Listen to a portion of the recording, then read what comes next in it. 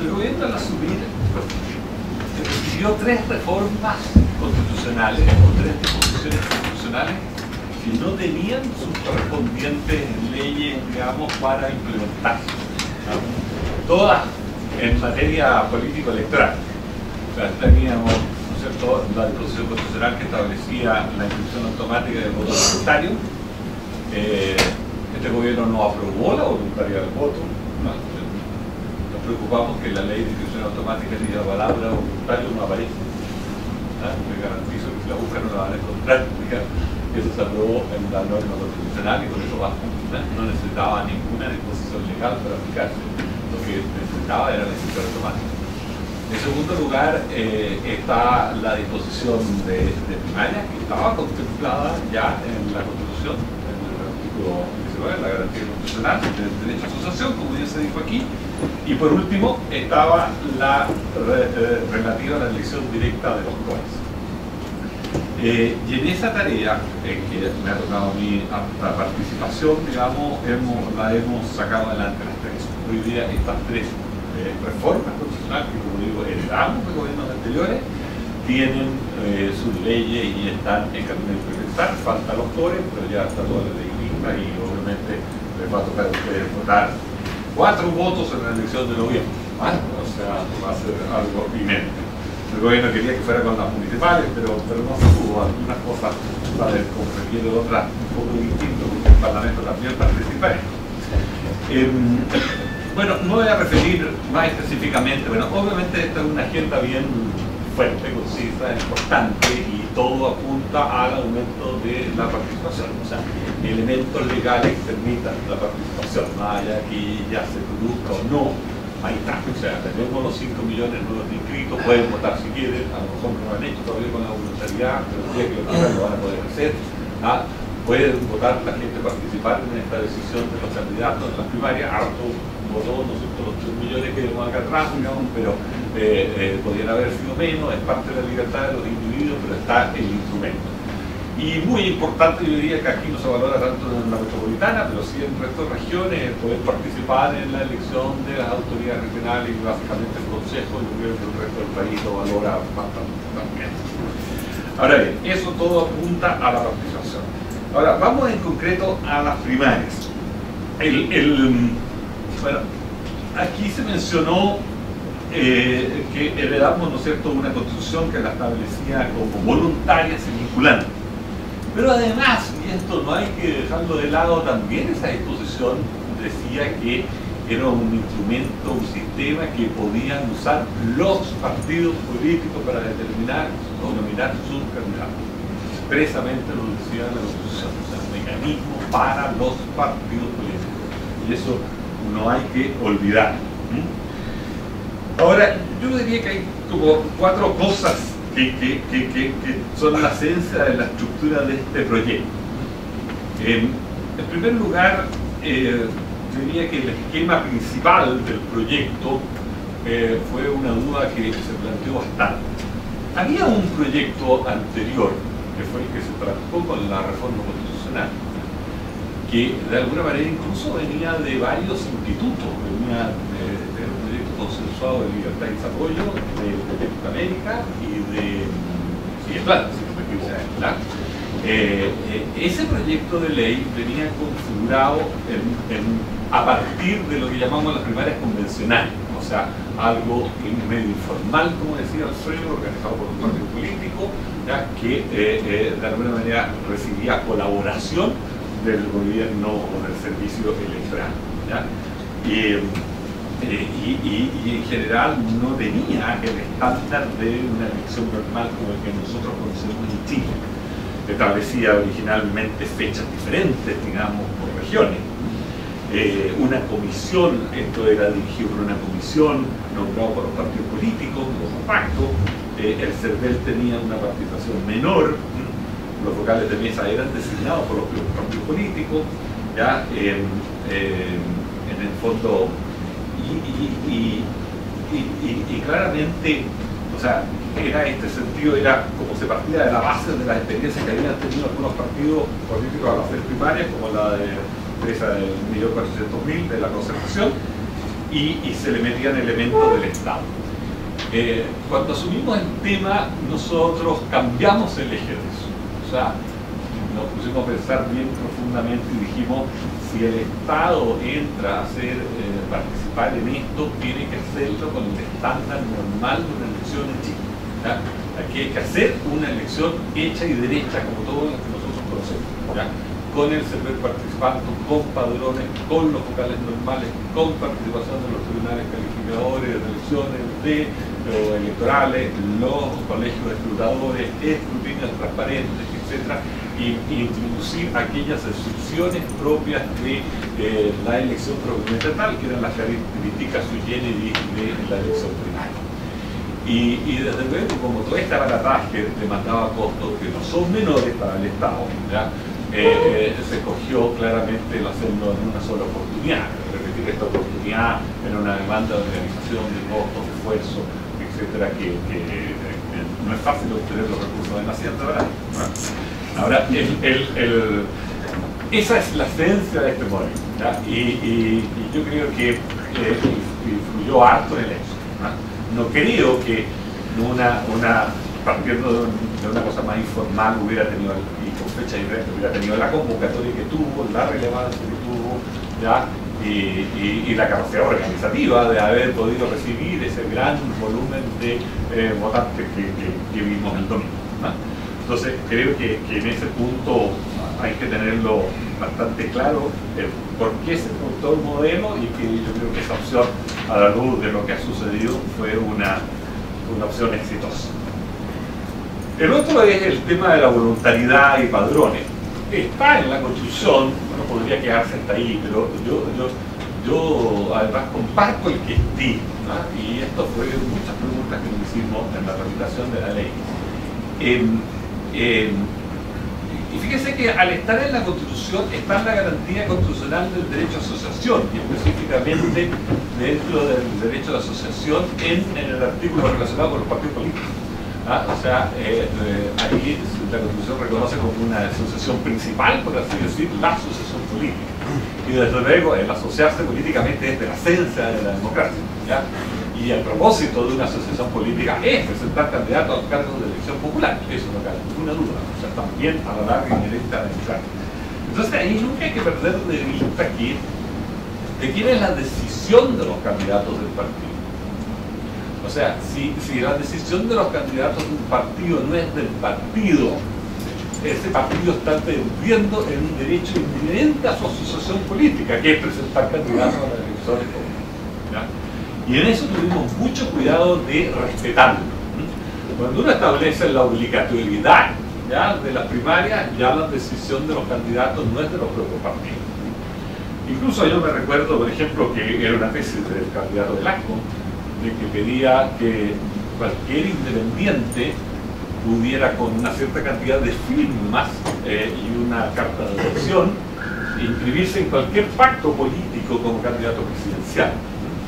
Entonces, al final respondía como un ejemplo: mira, si el día de mañana el Partido Comunista hace una primaria presidencial, podría llegar Hermógenes Pérez de Arce con firma y adhesión e inscribirse en la primaria.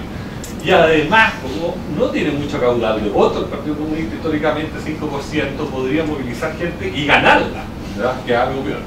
Entonces hay que tener mucho cuidado en eso. Mucho cuidado en eso. ¿Cierto?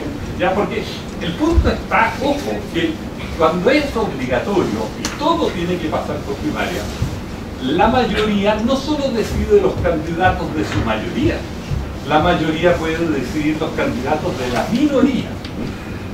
Y ahí yo no sé si a eso le llamaría democracia. Cuando la minoría no puede presentar sus propios candidatos, no sé si le llamaría democracia. Por eso es que es muy claro esto si un partido quiere participar. Y esto tiene que ver con el padrón. O sea, nosotros hicimos una ley de primaria de la flexibilidad del padrón. O sea, si un partido chico, como el Partido Comunista o el Comunista, quiere participar para decidir su candidato, lo puede hacer incluso con sus propios militantes, sin los independientes. Si quiere, invita a los independientes; si quiere, invita a todos los electores. O sea, estas opciones de padrones son eso. Y Alfredo decía muy bien, pero el esquema es: los partidos políticos están decidiendo sus candidatos. Y para eso la primaria es una invitación a la ciudadanía, o aparte de ella, ellos deciden qué parte, para que participen de una decisión de ellos. No olvidarse. O sea, el resto de la ciudadanía, de aquí lo verdad, desde el punto de vista, tiene el derecho siempre de sufragar por esos candidatos así designados en la elección definitiva. Nadie se lo va a quitar, ni se lo va a quitar. Y aquí es como una sutileza, aquí se dice estos 200.000 de los partidos que no participaron lo excluyeron los otros partidos. No. Ellos optaron por no decidir sus candidatos en las elecciones primarias. Tenían la opción de haber participado y decidir sus candidatos. Ellos decidieron los candidatos de otra forma y andan circulando. Ya, es legítima, pero ellos tomaron la decisión, no los demás partidos. Los demás partidos obviamente fijaron el padrón que a ellos los sintió más cómodo.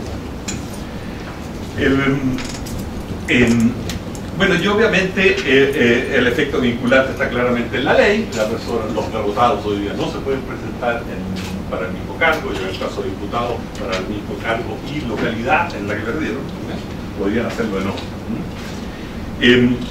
Establecimos que todas las decisiones de un partido de participar de sus candidatos del tipo de padrón las tomaba su Consejo General. En la ley de partidos políticos, el Consejo General de los partidos es un organismo obligatorio y el más amplio de participación que tiene. O sea, recurrimos al organismo legal que hoy existe, el más amplio de participación dentro de los partidos para tomar esta decisión. Otra característica importante entenderla en los pactos, y quizás eso contravino el tema parlamentario también. El pacto que se hace para la primaria es un pacto que se mantiene hasta el final de la elección definitiva, ¿ya? Y esto es justamente por el aspecto vinculante. O sea, si yo en una primaria parlamentaria, digamos, uno pierde, bueno, si el partido queda libre para presentar después otros candidatos para que a la larga y secundaria. O sea, digamos a la conclusión que solo podía haber, digamos, el pacto tenía que permanecer hasta el final para aplicar el aspecto vinculante en la primaria. La participación de los independientes, o sea, los independientes se les dio amplia participación. En el caso presidenciales no solo pueden nominarse por un partido, como era el caso original de Goldman, sino que podía también entrar a un pacto, o sea, sin estar nominado por un partido, en la medida que el resto de los partidos lo aceptara, porque es un pacto de muchos actores en forma unánime, podía incluirse, y que fue la situación de Andrés Velasco, que quiso participar en el pacto de una mayoría y los demás miembros del pacto de una mayoría lo aceptaron. ¿Ya? Ahora, ¿hasta dónde están limitados los independientes? Y esto también hay que entenderlo. Ellos no pueden hacer un pacto de puros independientes. No lo han podido nunca, ni para las elecciones definitivas ni para las primarias. Si le damos la facultad a los independientes de hacer una asociación para efecto de participar en las elecciones, le estamos en la larga permitiendo asociarse en asociaciones políticas al margen de la ley de partidos políticos. O sea, la ley de partidos políticos fija las normas de una asociación política, ¿ya? Da derechos y establece deberes. Entonces, de repente, los grupos independientes dicen, no, nosotros queremos los derechos, ¿ya? Pero no los deberes de inscribirse, de tener nóminas, filiaciones y todas las disposiciones que indica la ley. Entonces, las asociaciones de independientes, dejémonos de cosas, a la larga son partidos políticos, pero si los permitimos, digamos, sin ocupar la ley de partidos políticos y sus obligaciones ahí, a la larga le estaríamos dando una ventaja que va más allá. En esto han habido pronunciamientos bastante claros del Tribunal Constitucional respecto de los derechos de los independientes, o sea, de que el límite es el que estoy a la larga señalando. Ahora, el tema parlamentario, que fue el que más problemas produjo, porque esta es una ley no fácil de hacer, de también entrar con las elecciones parlamentarias conjuntamente, aprovechando la oportunidad, dado el sistema binominal, ¿no es cierto?, que tiene pocos cupos. Entonces la posibilidad de las parlamentarias era decidir muchos candidatos para estos pocos cupos, ¿ya? Y básicamente ahí se establecieron dos opciones, ¿ya? Aunque se ocuparon muy poco, ¿ya? La primera que nadie usó era que se podía inscribir una lista amplia de candidatos, o sea, de 3 en adelante, 3, 4, 5, 6, para resolver los 2 cupos del pacto, ¿verdad? Que era una situación que estaba pensada en la realidad de la concertación, no de la mayoría, ¿cierto? Que tiene varios partidos operando, muchos candidatos, y por lo tanto podía presentarlos todos y salían electos los 2 mejores. Obviamente, esta opción que estaba pintada para ellos, por así decirlo, ellos no quisieron ocupar. La otra opción, que tenía más lógica en la alianza, ¿no es cierto?, era de que, habiendo un pacto, ¿ya?, que lo hay y que ya está suscrito en el caso de la alianza, parlamentario me refiero, los partidos hicieron una primaria para resolver su cupo, o sea, una primaria del partido con 2 militantes para resolver, o independientes, para resolver uno de los 2 cupos del pacto, que fue lo que ocupó Renovación Nacional en las sillas de diputados que hizo, ¿ya? Ahora, estas 2 figuras estuvieron presentes, lamentablemente los partidos no la ocuparon. Yo creo que ahí prima el incumbente, o sea, porque aún el uso de RN, y van a estar conmigo algunos de los RN, pero es para no incumbentes, ¿ah? Seamos honrados, la usó en 10 distritos donde había hay muchos candidatos interesados, pero ellos no tenían un candidato claro, pero tampoco tenían un diputado en ejercicio, a eso me refiero con un incumbente, o sea, no había que alguien quisiera desafiar a otro, como era la situación de Radio Quintero con Escalona, por ejemplo, ¿ah? Entonces, en general, todos los partidos políticos en ese sentido, ¿ya?, decidieron usar privilegiar su cupo y proteger a sus incumbentes. Yo diría que eso fue generalizado. Y además, ahí hubo un problema del voto cruzado, que obviamente si alguien estaba haciendo la primaria y el otro no, el primero decía, bueno, van a ser mis adversarios los que van a terminar definiendo mi candidato y yo me abstengo de hacerla. La UDI, en la situación del Oriente, entró a problemas de ese tipo también para bajarse las primarias. Y yo, por último, quiero referirme un segundito a lo de Navia y participación. Mucho cuidado en Chile con la cifra de participación en población. El censo del 2002 o las proyecciones del INE de la población en base al censo del 2002 están malas en la realidad en varias comunas importantes de Santiago, Maipú y Puente Alto, entre otras. Están sobreestimadas las preliminares del censo de diversas comunas de los 300.000 habitantes menos de lo que deciden. Y están tan ratificadas con la inscripción automática, porque ahora, para cosas de tipo electoral, usemos los inscritos, porque los inscritos son toda la población mayor de 18 años con un registro de domicilio. Entonces, el domicilio que tienen es el domicilio que dieron en el registro civil. Entonces, este dato es mucho más valioso, y ahí uno se encuentra donde, especialmente en Barrio Alto, que se presupone ciertas cifras porque se considera de baja población, tienen bastante más inscritos y muy similares a los distritos 29 de Puente Alto o 20 de Maipú, ¿ya? Y es como el tercero entre ellos y muy similares. Entonces, cuidado que uno, si hace eso, comete errores, hay que usar inscritos y para eso están las cifras. Y por último, quiero aprovechar de felicitar al servicio electoral, en la figura de su consejero aquí presente, porque con dificultad y en poco tiempo organizó una excelente elección y implementar la ley, y tuvimos una nueva figura también que estaba en la ley anterior por primera vez, que fue la figura del consejo, y que trajo transparencia y un sistema de despliegue de resultados, digamos, mucho mejor que los anteriores, con mucha más transparencia, información, datos para los actores políticos que tuvimos que generar. Gracias.